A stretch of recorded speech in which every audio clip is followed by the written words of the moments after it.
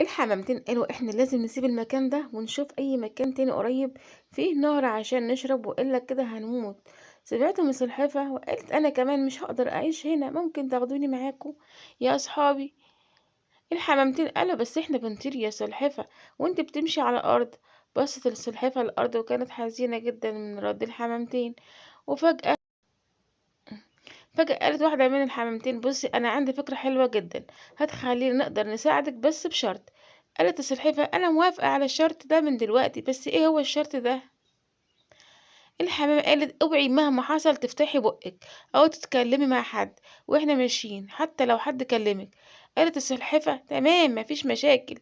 السلحفاة قالت كده وهي مش عارفة ليه ممنوع الكلام، بس مش مشكلة، بس المهم تمشي من المكان ده. واحدة من الحمامتين جابت عود خشب كبير وقالت للسلحفاة عد الغصن ده من النص كويس، اوعي تفلتيه واحنا هنطير بيكي، وزي ما قلنالك اوعي تفتحي بقك ابدا. تلت الحمامتين ومعاهم السلحفاة.